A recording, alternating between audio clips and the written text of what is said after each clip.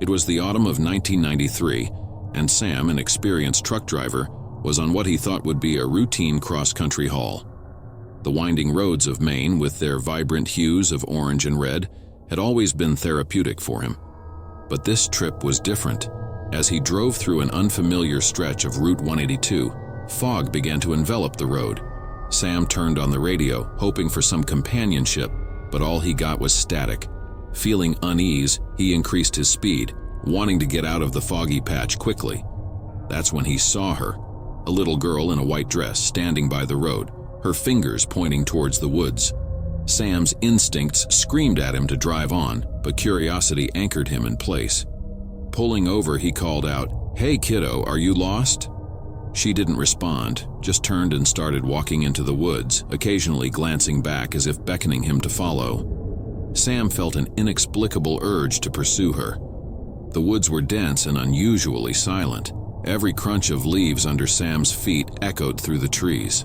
The deeper he went, the more he felt the woods were alive, watching him. Suddenly, the trees gave way to a clearing where stood an old, dilapidated house. The little girl was on the porch, now accompanied by shadows of people. Their eyes, hollow and soulless, locked onto Sam. He realized too late that this house was the stuff of local legends, a place where a family had been brutally murdered in the 1800s, and their spirits were said to trap unsuspecting souls.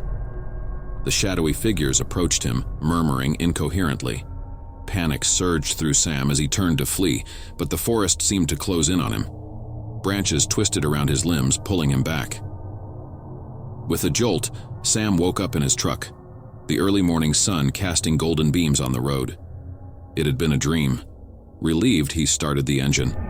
But as he glanced in the rearview mirror, he froze. The little girl in white sat in the back, her eyes empty and hollow. "The road doesn't end, Sam," she whispered. And though Sam drove on for hours, the scenery didn't change. The same stretch of Route 182, with the same fog, the same trees, and the same little girl appearing by the roadside, played on a loop. Days felt like weeks. Each time he thought of abandoning the truck and fleeing on foot, the woods would close in, forcing him back. Until one day, another truck driver passing through Route 182 spotted an abandoned truck.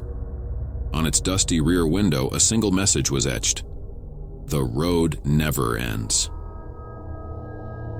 Locals say that on foggy nights, if you listen closely on Route 182, you can hear the distant hum of a truck engine and a soft, eerie lullaby sung by a girl in white. And they warn every newcomer, if you see her, don't stop. Just drive, and hope the road eventually ends for you. The years went by, and the tale of Sam and the Eternal Road became a staple campfire story, especially amongst truck drivers.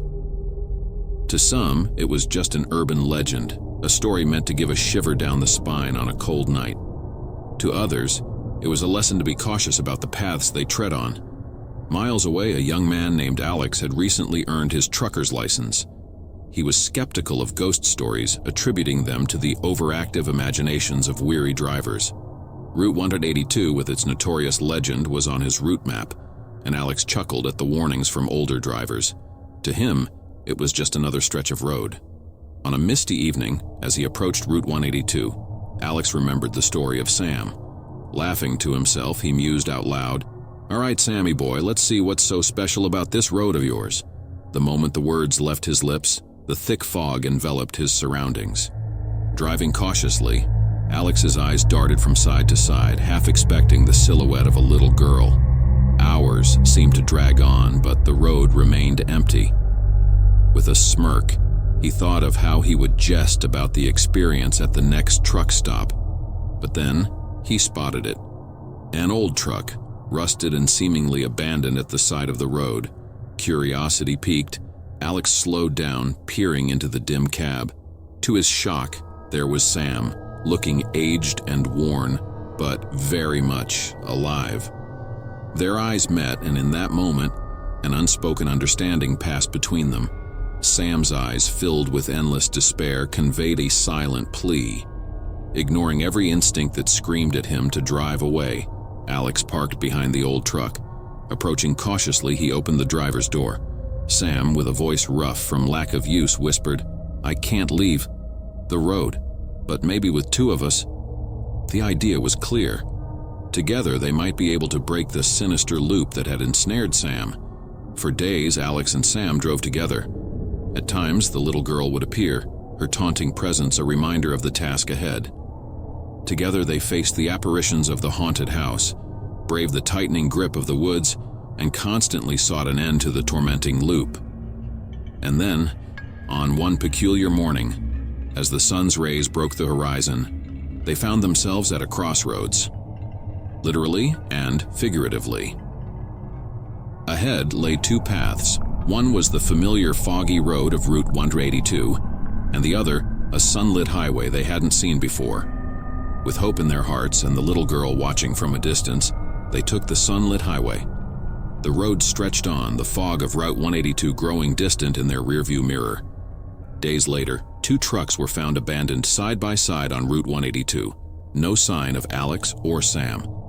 But inscribed on the dusty window of the newer truck was a message: "Together we found the way."